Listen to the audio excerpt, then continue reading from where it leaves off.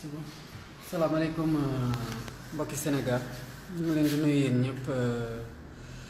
ku ci nekk si turam ak santam xam naa ne heure bi moom bu ngeen gisee live Facebook ci page yu président Ousmane Sonko à 3h20 du matin vous devez sûrement vous dire que am na lu xew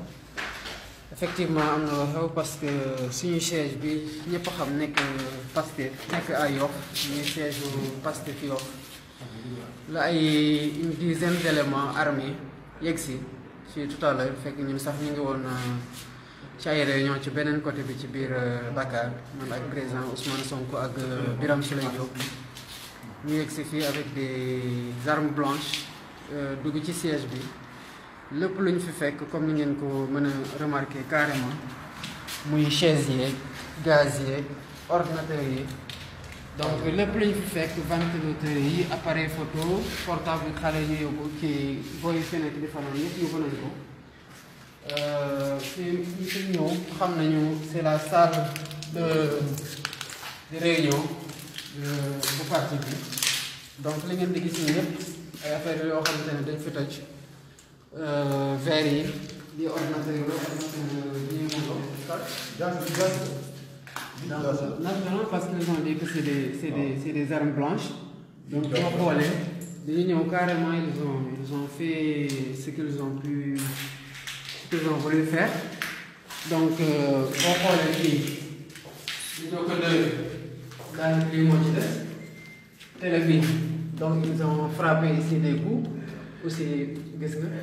yàqu na les ñëpp ils ont vraiment fait de la barbarie. Ils ont coupé à la hache. Mais ils ont vraiment fait ce qu'ils ont pu. Bon, voilà. Donc, lii yëpp table de réunion bi ñu tubaab ñoom ordinateur yi ci demee noonu. Je pense aussi qu'il y a. Le bureau permanent. fii fekk yëpp daal boo ko di foon bàyyi dara loo xamante ne après ce sera d'un usage quelconque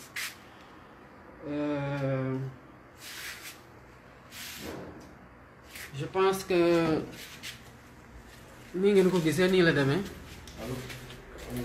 je pense nag c'est parti pour donner des élections yi ñu mën a jàpp ne élections yi neex na nekk Sénégal je pense que ñëpp seetaan nañu le premier signal bu un ministre du gouvernement joxe par rapport au recrutement d'une bande de nervis ni ñu ko waxee. Je pense que le dispositif a été bien expliqué dans une vidéo qui date certes de 2012,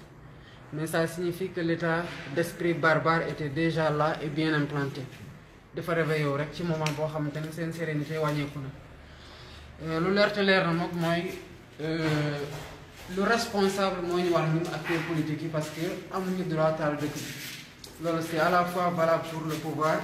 et c'est valable pour l'opposition mais li nga xamante ne mënoon lu wéy mooy mënuñu accepter en aucune façon vraiment en aucune façon que des agressions comme ça soient perpétrées sur nos locaux sur nos militants ou sur nous-mêmes ou sur les événements que nous organisons loolu moom on prend l'opinion nationale et internationale à témoin foog naa ne bu fekkoon ne parti au pouvoir lañ njëkk a attaqué on pourrait dire mais ku xool di nga xam ne attaque ñu ngi commencé dans le siège d'un parti de l'opposition te ñun gëmuñu ne ay waa opposition ñoo ñu attaqué parce que gisuñu benn intérêt waa opposition am pour attaquer ñu pendant qu'on est en train aujourd'hui de discuter pour voir ensemble naka lañ mën a surveiller le processus électoral donc je pense que lii seede la oote nañu gendarmerie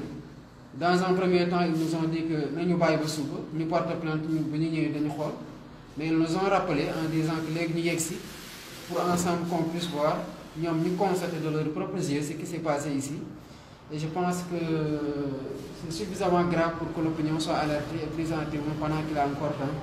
parce que ay intimidation yi moom ak appartement yooyu moom yëpp caaxaan la quoi mais surtout que duñu accepter que des menaces physiques pèsent sur nos personnes, sur les personnes de nos responsables, sur les personnes de nos militants, sans rien faire parce qu'on a les moyens de se défendre et croyez-nous, on ne va pas se laisser faire, on va se défendre jusqu'au bout. Et mon école, personnellement, ce que j'avais voulu donner comme information,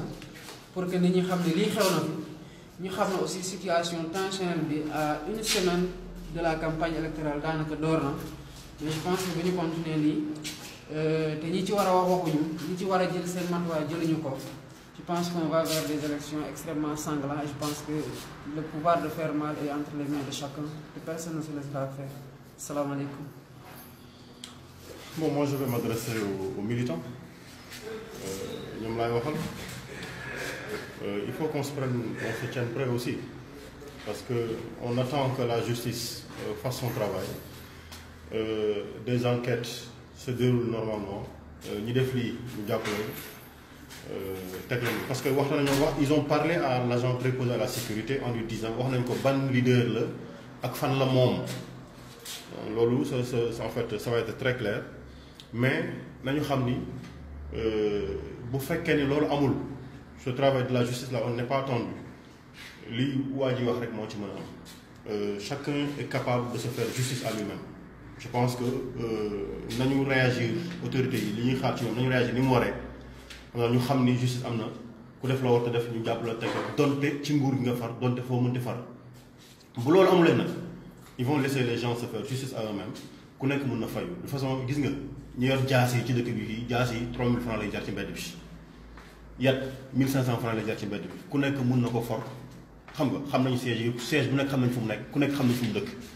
donc il faudra que les gens soient sérieux que l'on se parle sincèrement ñu ngi dugg ci processus tey siège Pastef lañu attaqué on espère que la justice fera son travail et que liy jóg nii di mer di colère dinañ ko dalal ndax la justice aura très bien fait son travail boo amulee nag on considérera qu'ils sont en train de nous dire fayul leen seen bopp ku nekk mën na fay la on dit à nos militants qu'ils se tiennent prêts parce que recruter ay nervis ay marron tiré du feu ou ay marron du feu ku nekk mën na dem wuti ay nervis donc wax ji mi ngi noonu am nañu yaakaar que ni la justice fera son travail nous on l'espère bien ñu ngi leen di xaar bu ñu ñëwee ils entendront ñi nga xam ne ñoom lañu fekk am na ko xam ne dañ ko dàq jaasi nañ ko dàq il a dû sauter par-dessus le mur il a dû sauter par-dessus le mur donc bu ñu ko daboon xëy na am na leneen loo xam ne leneen moom la ñuy wax c'était des menaces sur la vie des citoyens sénégalais nañ def seen liggéey quoi incha allah voilà merci beaucoup.